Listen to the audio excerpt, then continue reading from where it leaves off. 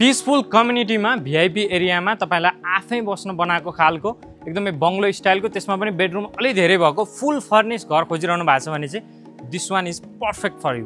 यताबाट आउँदाखेरि 13 फिटको मजाको बाटो बुढा नीलकण्ठ बगैँचा कोलोनीको एकदमै नजिकै घर चाहिँ तपाईँको पश्चिम दक्षिण मोडा फर्केको टोटल लगभग 10 आना जग्गामा बनेको चारैतिर डिट्याच रहेको घर छ। मेन इन्ट्रान्सबाट छिर्ने बित्तिकै तपाईँले देख्न सक्नुहुन्छ 3-4 वटा गाडी मजाले राख्न मिल्ने स्पेस भयो। घर चाहिँ तपाईँको प्योर आफै बस्न भनेर बनाउनु भएको चारैतिर डिट्याच छ। त्यसको यतापट्टि मेटेरियलहरू हेर्नुभयो भने पनि तपाईँ आफैले गेस गर्न सक्नुहुनेछ। यसमा चाहिँ वास्तुअनुसार ईशान कोणमा तपाईँको यतापट्टि वाटर फाउन्टेन भयो, यो चाहिँ ब्याक साइडको गार्डन स्पेस, यतापट्टि साइडमा मजाले गार्डन बनाउन पनि मिल्यो, करेसाबारी पनि बनाउन मिल्यो, साउथपट्टि पनि ओपन छ। तलबाट इन्ट्रान्स एक्जिट पोइन्ट चाहिँ उता किचनपट्टि साइडबाट पनि छ। आउनुहोस् सर र भित्र हेरौँ। भित्र छिर्दै गर्दा चाहिँ यो हेर्नुहोस्, ढोकाको डिटेलिङ हेर्नुहोस्, एकदम अष्टमङ्गलको मजाको डबल खापा सहितको साइज एकदमै हेरौँ न। यसको एकदम हाई क्वालिटीको सामान युज गर्नुभएको छ। यो मजाको लिभिङ स्पेस हो। लिभिङ स्पेस दुईवटा छ, यो common living space, family living space माथि छ। यतापट्टि साइडमा आउँ, यताबाट सर र हेर्दाखेरि यो साइडमा किचन स्पेस छ, फुल्ली मोडुलर किचन।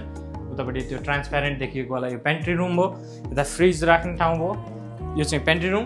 यतापट्टि साइडमा मोडुलर किचन, यतापट्टि साइडमा चाहिँ सोकेसहरू तपाईँले पाउन सक्नुहुन्छ। अघि मैले जुन भनेको इन्ट्रान्स पोइन्ट चाहिँ यहाँबाट बाहिर गार्डनमा पनि जान मिल्यो। यो घरमा चाहिँ भित्रको सबै ढोकाहरू चाहिँ अग्राको काठको नै छ यसमा चाहिँ।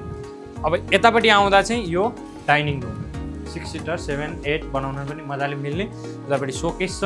यो डाइनिङको यो चेयरहरू हेर्नुहुन्छ भने पनि एकदमै हेभी छ। यो चेयरहरू पनि एकदम हाई क्वालिटी मेटेरियल छ यसमा चाहिँ। अब आउँ यतापट्टि साइडमा हेरिहालौँ है त। यतापट्टि चाहिँ यहाँ गेस्ट रुम छ एउटा छोटोमा, हेर्नुहोस् एट्याच छ यसमा चाहिँ कबर्डहरू। यो चाहिँ कमन बाथरुम भयो। उतापट्टि वाकिङ सावर, यतापट्टि साइडमा बेसनहरू भएको भयो, यतापट्टि मिरर भयो, यतापट्टि साइडमा सोकेस जस्तो भयो। यो भर्याङमुनिको स्पेसलाई चाहिँ उहाँले युज गर्नुभएको छ। यतापट्टि हेर्नुहोस् यो काठको ठेला एकदम डिटेलिङमा हेर्दाखेरि सबै तपाईँको यो हुक्काहरू चाहिँ यसरी डिजाइन गरिएको छ यसमा चाहिँ। यो चाहिँ तपाईँको काठको नै रेलिङ भयो, सिसौको काठको जङ्गली सिसौ काठको यो पार्केटिङ छ। त्यसको डिजाइन पनि यो युनिक छ अलिकति। यो चाहिँ हेर्नुभयो भने अरू घरहरूमा चाहिँ धेरै ग्याप हुन्छ, यसमा 2-3टा ग्याप राखिया हुन्छ। यो चाहिँ थोरै मात्र ग्याप छ। यदि तपाईँ घरमा सानो बच्चाहरू छ भने चाहिँ सेफ हुने भयो त्यो गर्दा चाहिँ। अब यहाँ एउटा बेडरुम छ, एट्याच बेडरुम छ एउटा। यतापट्टि साइडमा अर्को एउटा बेडरुम छ। यो क्लोजेटहरू भयो, बाथरुम यतापट्टि साइडमा हो, यो बेड यतापट्टि साइडमा रेडी हुनलाई मिरर, यतापट्टि क्लोजेट भयो। यसमा चाहिँ यो हेर्नुभयो भने यो झ्याल ढोका चाहिँ ठुलो साइजको अग्राको काठको नै छ। यो माथिको फल सिलिङ हेर्नु न, फल सिलिङ जस्तो नि देखिँदैन, एकदम मिनिमल स्टाइलमा चाहिँ बनाउनु भएको छ उहाँले, पिसफुल देखिने खालको। अब यो चुकुलोहरूको क्वालिटी हेर्नुभयो भने एकदमै प्रिमियम क्वालिटी छ। त्यसमा चाहिँ योबाट चाहिँ तपाईँले के थाहा पाउन सक्नुहुन्छ भने एक्चुअलमा आफै बस्न बनाउनु भएको प्रपर्टी कस्तो हुन्छ। फ्लोरिङमा हेर्नुहोस् सबै पार्केटिङ छ। यो अर्को बेडरुम भयो, यो चाहिँ तपाईँको एट्याच बाथरुम छ, यसमा पनि क्लोजेटहरू भयो, सबै कुराहरू छ। यतापट्टि साइडमा अघि मैले भनिहालेँ यो चाहिँ फ्यामिली लिभिङ रुम, तलपट्टि कमन लिभिङ रुम भयो, यतापट्टि टिभी क्याबिनेट, यतापट्टि साइडमा फ्रन्ट फेस बाल्कनी छ बाहिरपट्टि जानको लागि। यतापट्टि आउनुहोस्, यो घरको चाहिँ अर्को इन्ट्रेस्टिङ कुरा भनेको चाहिँ यो घरको यो साउन्ड प्रुफ योगा रुम भनौँ या मेडिटेसन रुम जे गर्न पनि युज गर्न मिल्ने। यहाँबाट टक्क हेर्दाखेरि तारे भ्यू देखिने, ग्रिनरी उतापट्टि सर देखिने। बिहान तपाईँले योगा मेडिटेसन गर्नको लागि इस्टपट्टि साइडमा टक्क यो घरको जे कुरा पनि टक्क वास्तु मिलेर बनाइएको छ। यो चाहिँ अब यहाँ डबल हाइट सिलिङ भयो यो चाहिँ। अब यताबाट माथि जाँदै गर्दा चाहिँ यतापट्टि साइडमा तपाईँको यतापट्टि वासिङ मेसिन भयो, यो लन्ड्री स्पेस भयो, यतापट्टि साइडमा चाहिँ यतापट्टि ऱ्याकहरू बनाइदिनु भएको छ उहाँहरूले। अब यहाँबाट माथि जाँदा चाहिँ यो घरमा फेरि युनिक पोइन्ट के छ कि बङ्गलो स्टाइलमा तपाईँले नर्मल सर र घुम्ने भर्याङ देख्नुहुन्छ। यसको भर्याङ एउटा त्यहाँ छ, एउटा यहाँ छ, एउटा फेरि छुट्टै खालको ठाउँमा छ। यो चाहिँ यो डिटेलिङमा हेर्नुभयो भने डेली लाइफमा चाहिँ युज टु गर्नलाई सजिलो हुने खालको छ। यो चाहिँ तपाईँको यो फ्लोरको कमन बाथरुम हो। अब आउनुहोस् यतापट्टि हेरौँ, स्ट्रिम छ तपाईँको, यतापट्टि साइडमा ज्याकुजी छ, उतापट्टि वाकिङ सावर छ। मजाको घरमै तपाईँको 5 स्टार होटल जस्तो फेसिलिटी सबै घरमै नै पाउनुहुन्छ तपाईँले। यतापट्टि साइडमा चाहिँ बाल्कनी स्पेस छ एउटा मजाको बिग इनफ छ। बिहान तपाईँले इन्जोय गर्नलाई माथि टप एन्ड राखेर पार्टी सार्टी गर्नलाई पनि मजाले मिल्ने बार जस्तो स्पेस। तपाईँ यदि ड्रिङ्क गर्न रमाउनुहुन्छ, ड्रिङ्कमा रमाउनुहुन्छ भने चाहिँ बार स्पेस बनाएर टप एन्ड राखेर टक्क इन्जोय गर्न मिल्ने। यहाँबाट हेर्नुभयो भने चाहिँ काठमाडौँ, भक्तपुर, ललितपुर लगभग सबै सर देखिने यहाँबाट मजाले। यतापट्टि साइडमा चाहिँ शिवपुरी नेसनल पार्क भयो, यतापट्टि ग्रिनरी पर्मानेन्ट, यता सिटी भ्यू, यतापट्टि नेचर भयो।